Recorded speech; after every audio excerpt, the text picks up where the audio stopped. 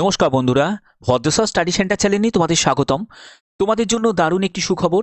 আবার একটি নতুন পার্মানেন্ট সরকারি চাকরির বিজ্ঞপ্তি প্রকাশিত হয়েছে, যেটা হচ্ছে ইএমইর তরফ থেকে। ইএমইর তরফ থেকে বিজ্ঞপ্তি প্রকাশিত হয়েছে, যেখানে একটি পোস্ট নয়, একাধিক পোস্টে নিয়োগ করা হচ্ছে এবং সবই কিন্তু পার্মানেন্ট পোস্টে নিয়োগ করা হচ্ছে। কোন কোন পোস্টে নিয়োগ করা হচ্ছে সেটা হচ্ছে, তোমাদের এলডিসি লোয়ার ডিভিশন ক্লার্কে নিয়োগ করা হচ্ছে, তারপরে তোমাদের গ্রুপ ডি পোস্টে নিয়োগ করা হচ্ছে, তারপরে তোমাদের গ্রুপ সি পোস্টে নিয়োগ করা হচ্ছে। বিভিন্ন গ্রুপ সির মধ্যে বিভিন্ন পোস্ট আছে, সেই সব পোস্টগুলোতে নিয়োগ করা হচ্ছে। আমি যদি যোগ্যতার ব্যাপারটা তোমাদের কাছে তুলে ধরি, এখানে মাধ্যমিক পাস যোগ্যতা থেকে শুরু করে, উচ্চ মাধ্যমিক পাস যোগ্যতা থেকে শুরু করে, গ্র্যাজুয়েশন যোগ্যতা থেকে শুরু করে প্রত্যেক যোগ্যতার প্রার্থীরা কিন্তু অ্যাপ্লাই করতে পারবে। ঠিক আছে, জব লোকেশনও কিন্তু তোমাদের বিভিন্ন জায়গায় কিন্তু জব লোকেশন হবে, অর্থাৎ তুমি যে স্টেট থেকে বিলং করছো সেখানেও তোমাদের পোস্টিং হতে পারে, বা তোমাদের বাইরেও কিন্তু পোস্টিং হতে পারে।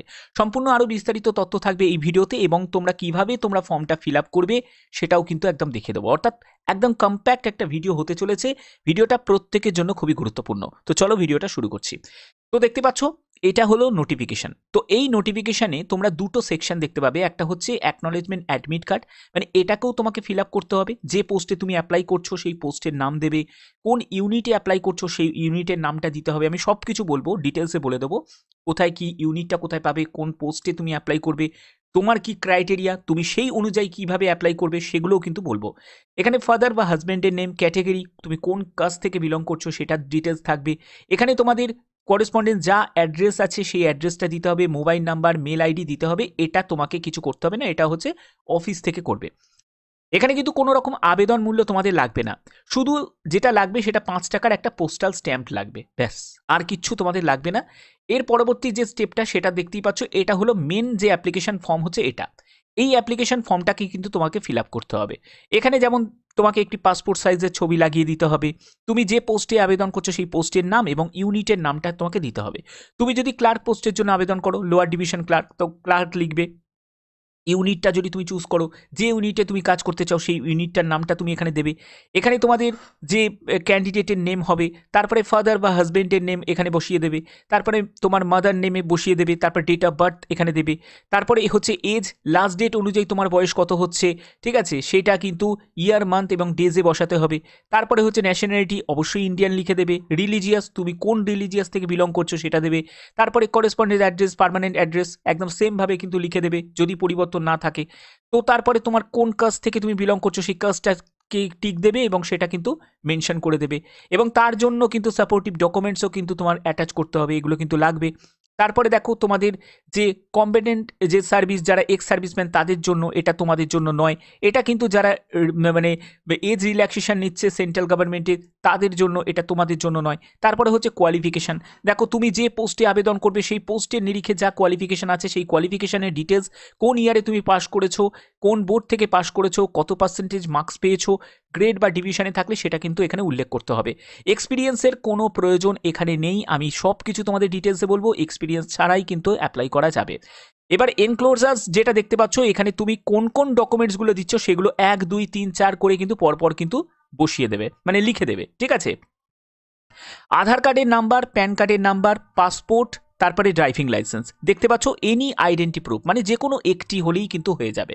ঠিক আছে, তো এগুলো করার পরে তোমাদের এখানে সই করতে হবে, প্লেস এবং ডেটটাকে কিন্তু মেনশন করে দেবে। আর দেখতেই পাচ্ছ 5 টাকার একটা শুধু পোস্টাল স্ট্যাম্প লাগছে। ওয়ান সেলফ অ্যাড্রেস এনভেলপ, যেটা তোমাদের খাম দেবে, সেই খামের সঙ্গে 5 টাকার পোস্টাল স্ট্যাম্পটা লাগিয়ে দেবে। এবং সেলফ অ্যাটেস্টেড যাবতীয় ডকুমেন্টস সেগুলো কিন্তু তোমাদের প্রয়োজন হবে। এবং দুটো সেলফ অ্যাটেস্টেড ফটোগ্রাফ, সেটা কিন্তু তোমাদের প্রয়োজন হবে। এবং অ্যাকনলেজমেন্ট অ্যাডমিট কার্ড, যেটা তোমরা এটা দেখতে পাচ্ছ, এটাই হচ্ছে লাগছে। ঠিক আছে, তো এগুলো তো তোমরা বুঝে গেলে। এবার হচ্ছে যে তোমাদের এখানে কাস্টের ব্যাপারটা বলে দিই, এখানে কিন্তু সেন্ট্রাল সার্টিফিকেট কিন্তু লাগবে।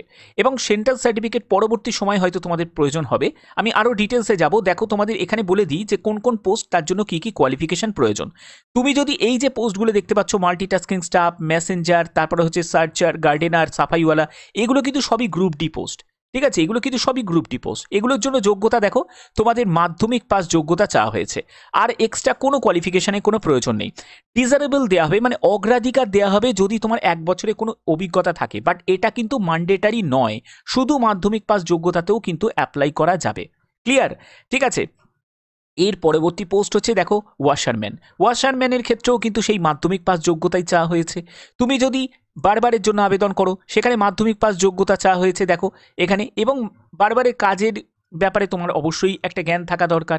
এরপরে তুমি যদি ট্রেডসম্যান মেটের জন্য আবেদন করো এখানেও দেখো মাধ্যমিক পাস যোগ্যতার কথা বলা হয়েছে। তুমি যদি কুকের জন্য আবেদন করো সেখানেও কিন্তু মাধ্যমিক পাস যোগ্যতা কথা বলা হয়েছে, এবং ইন্ডিয়ান কুকিংয়ের ব্যাপারে কিন্তু নলেজ থাকতে হবে। এরপরে দেখো তুমি যদি ফায়ারম্যানের জন্য আবেদন করো এখানেও কিন্তু মাধ্যমিক পাস যোগ্যতার কথা বলা হয়েছে, এবং তোমাকে ফায়ারম্যান রিলেটেড কিন্তু তোমাদের ফিল্ডের দক্ষতা কিন্তু থাকতে হবে। তারপরে দেখো তুমি যদি ফায়ার ইঞ্জিন ড্রাইভারের জন্য আবেদন করো সেখানেও কিন্তু মাধ্যমিক পাস যোগ্যতা এবং 3 বছরের অভিজ্ঞতার কথা কিন্তু বলা হয়েছে, এবং ফিজিক্যালিভাবে ফিট হওয়াটা কিন্তু খুবই দরকার। আরও এই ডিটেলসটা আমি বলবো। তারপরে দেখো সিভিলিয়ান মোটর ড্রাইভারের ক্ষেত্রে মাধ্যমিক পাস যোগ্যতার কথা বলা হয়েছে। হেভি তোমাকে ভেহিকেলসের কিন্তু 2 বছরের এক্সপিরিয়েন্স কিন্তু তোমার থাকাটা প্রয়োজন। এরপরে দেখো লোয়ার ডিভিশন ক্লার্কের জন্য সেখানেও কিন্তু উচ্চ মাধ্যমিক পাস যোগ্যতার কথা বলা হয়েছে, এবং 35টি শব্দ প্রতি মিনিটে তোমাকে ইংলিশে টাইপ করার কথা বলা হচ্ছে, অথবা তুমি হিন্দিতেও টাইপ করতে পারো 30টা শব্দ প্রতি মিনিটে। ঠিক আছে, স্টোর কিপারের জন্য যদি আবেদন করো সেখানেও দেখো উচ্চ মাধ্যমিক পাস যোগ্যতার কথা বলা হয়েছে। তারপরে দেখো এই যে পোস্টগুলো যেগুলো দেখবে এগুলো কিন্তু সবই ফিটার দেখতে পাচ্ছ, টিন অ্যান্ড কপার দেখতে পাচ্ছ, এগুলো কিন্তু সবই আবার মাধ্যমিকের সঙ্গে কিন্তু আইটিআই যোগ্যতা কিন্তু প্রয়োজন।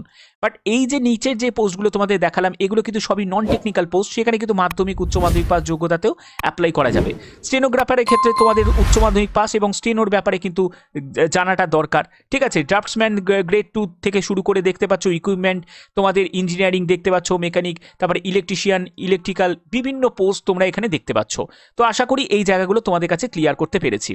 এবার হচ্ছে তোমরা এখানে বেতন কত টাকা পাবে আমি সেই ব্যাপারটা তোমাদের কাছে বুঝিয়ে দিচ্ছি। দেখো এখানে তোমাদের বেতন কিন্তু যথেষ্ট পরিমাণে ভালো। তুমি যদি গ্রুপ ডি পোস্টে মানে লেভেল 1-এর যে পোস্টগুলো সেগুলো গ্রুপ ডি পোস্ট, এখানে যদি তুমি আবেদন করো সেখানে 5,200 টাকা থেকে 20,200 টাকা মতো তোমাদের পে ব্যান্ড 1 অনুযায়ী থাকবে, এবং 1,800 টাকা হচ্ছে তোমাদের গ্রেড পে থাকবে। এবং এখানে বেতন লেভেল কিন্তু যথেষ্ট পরিমাণে ভালো, মানে শুরুতে যদি আমাকে বলতে হয় তোমরা প্রায় 26 থেকে 27,000 টাকা মতো কিন্তু শুরুতেই কিন্তু বেতন পেয়ে যাবে। এটা আমি গ্রুপ ডির ক্ষেত্রে বলছি। এরকম কিন্তু লেভেল 2 দেখো, এখানে দেখো লেভেল 2, লেভেল 4, লেভেল 5 এই অনুযায়ী কিন্তু তোমাদের গ্রেডগুলো বাড়ছে, আর যত গ্রেড বাড়বে তত কিন্তু তোমাদের বেতন লেভেলটাও কিন্তু বাড়বে। এজ লিমিটের ব্যাপারটা যদি বলি 18 থেকে 25 বছর কিন্তু সব কটা পোস্টে, এক্সেপ্ট সিরিয়াল নাম্বার যেটা 2 যে পোস্ট আছে যেটা হচ্ছে তোমাদের ফায়ার ইঞ্জিন ড্রাইভার, এখানে শুধু 18 থেকে 30 বছর, বাদবাকি পোস্টগুলোর জন্য 18 থেকে 25 বছর। এখানে তোমরা এজ রিল্যাক্সেশন পাবে, যারা যারা এসসি এসটি তারা কিন্তু 5 বছর রিল্যাক্সেশন পাবে, আর যারা ওবিসি ক্যান্ডিডেট তারা কিন্তু বয়সে 3 বছর রিল্যাক্সেশন পাবে। পিডাব্লিউবিডি ক্যান্ডিডেট তারাও কিন্তু আবেদন করতে পারো, তোমরা দেখতেই পাচ্ছ 10 বছর, 15 বছর, 13 বছর কিন্তু তোমাদের রিল্যাক্সেশন কিন্তু আছে।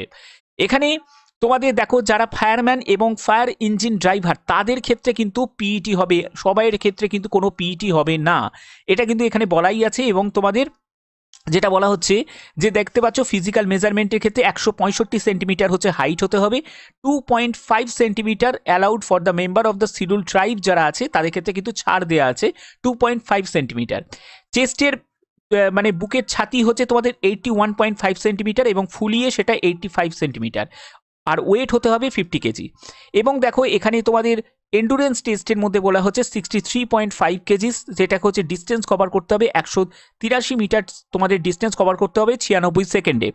2.7 মিটার্স উইথ ডিচ তোমাদের থাকবে, সেটা হচ্ছে বোথ ফিটে। লং জাম্প তোমাদের থাকবে 2.7 মিটার্স, এবং 3 মিটার্সের তোমাদের ভার্টিক্যাল রোপ থাকবে হ্যান্ড এবং ফিটের ভিত্তিতে। তো এগুলো কিন্তু তোমাদের হবে। এবার এগুলো কিন্তু সব কটা পোস্টের জন্য কিন্তু হবে না, শুধু এই যে ফায়ার যে সার্ভিসের যে রিলেটেড যে পোস্টগুলো সেইগুলোর ক্ষেত্রে কিন্তু এটা থাকবে। এবার তোমরা কোথায় পাঠাবে? পাঠানোর জন্য অর্ডিনারি পোস্টেই তোমাদেরকে পাঠাতে হবে, 5 টাকার পোস্টাল স্ট্যাম্প দিয়ে তোমাদের পাঠাতে হবে, এবং application for the post of, যে পোস্টে তুমি অ্যাপ্লাই করছো সেই পোস্টের নামটা কিন্তু এখানে উল্লেখ করবে, অবশ্যই খামের ওপরে কিন্তু উল্লেখ করবে। 21 ডেজের মধ্যে কিন্তু তোমাদের এই অ্যাপ্লিকেশন ফর্ম কিন্তু পাঠানো চাই, অর্থাৎ তোমাদের 21শে জানুয়ারি কিন্তু তোমাদের আবেদনের লাস্ট ডেট থাকবে। কিন্তু যারা অরুণাচল প্রদেশ, মেঘালয় এইসব হিলি এরিয়া থেকে বিলং করছো, ত্রিপুরা, সিকিম, লাদাখ থেকে যারা বিলং করছো তাদের 28 ডেজ কিন্তু সময় দেওয়া হয়েছে।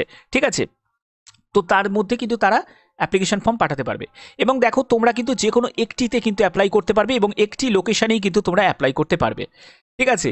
ইনকমপ্লিট কোনো অ্যাপ্লিকেশন সেটা কিন্তু কোনো রকমভাবে কিন্তু অ্যাকসেপ্ট করা হবে না, সেটা কিন্তু সরাসরি রিজেক্ট করে দেওয়া হবে। অবশ্যই কিন্তু মাথায় রাখবে যখন আবেদন করবে সঠিকভাবে কিন্তু আবেদন করবে। এক্সামিনেশনের ব্যাপারটা তোমাদের বলে দিই, এখানে কিন্তু 0.25 কিন্তু নেগেটিভ মার্কিং কিন্তু থাকবে। 150 মার্কসের কিন্তু তোমাদের অবজেক্টিভ টাইপের কিন্তু প্রশ্ন হবে, এমসিকিউ টাইপের কিন্তু প্রশ্ন থাকবে, অর্থাৎ 1/4 নেগেটিভ মার্কিং থাকবে। এখানে দেখো তোমরা যদি এই যে টেকনিক্যাল যে পোস্টগুলোতে যদি আবেদন করো সেখানে কিন্তু তোমাদের কোশ্চেন এরকম করে সেট থাকবে, একটা এক্সট্রা পেপার থাকবে 50 মার্কসের, সেটা কিন্তু ট্রেডের ওপর।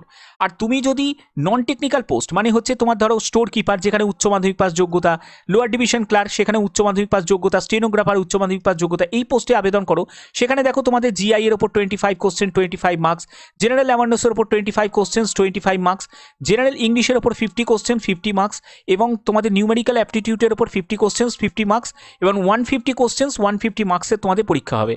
তুমি যদি গ্রুপ ডি পোস্টের জন্য যদি আবেদন করো, এই যে যেমন দেখতে পাচ্ছ কুক, বারবার, ওয়াশারম্যান, তারপর মাল্টিটাস্কিং স্টাফ, তারপর ট্রেডসম্যান মেট, এই সব পোস্টগুলোতে যদি আবেদন করো যেখানে তোমাদের মাধ্যমিক পাস যোগ্যতা প্রয়োজন, সেখানে কিন্তু তোমাদের আবার এরকম করে ভাগ করা আছে একদম সেম করে 150 কোশ্চেন 150 মার্কসের কিন্তু তোমাদের পরীক্ষা হচ্ছে।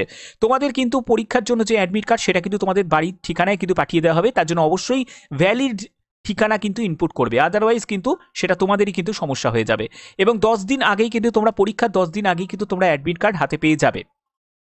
এবার তোমাদের কি কি ডকুমেন্টসে লাগছে একবার বলে দিই। দেখো এখানে তোমাদের ম্যাট্রিকুলেশন সার্টিফিকেট এগুলো কিন্তু লাগছে বার্থ প্রুফের জন্য, আধার কার্ড লাগবে, তারপরে হচ্ছে মার্কশিট যেটা এডুকেশন কোয়ালিফিকেশনের তার মার্কশিট লাগবে, এনি সার্টিফিকেট যেটা হচ্ছে তুমি যদি ডিজেবল ক্যান্ডিডেট হয়ে থাকো, ডিজেবল কোয়ালিফিকেশন যদি তোমার তো হয়ে থাকে তার সাপোর্টিভ তোমাদের সার্টিফিকেট লাগবে, এসসি এসটি হয়ে থাকলে তার কিন্তু রিজার্ভেশন সার্টিফিকেট লাগবে, ফিজিক্যাল হ্যান্ডিক্যাপ, তারপরে ডিসচার্জ সার্টিফিকেট, এগুলো কিন্তু তোমাদের প্রয়োজন হবে। অ্যাড্রেস প্রুফ হিসাবে তোমাদের passport, ration card, voter card বা ড্রাইভিং লাইসেন্স যে কোনো একটি কিন্তু তোমাদের প্রয়োজন হবে।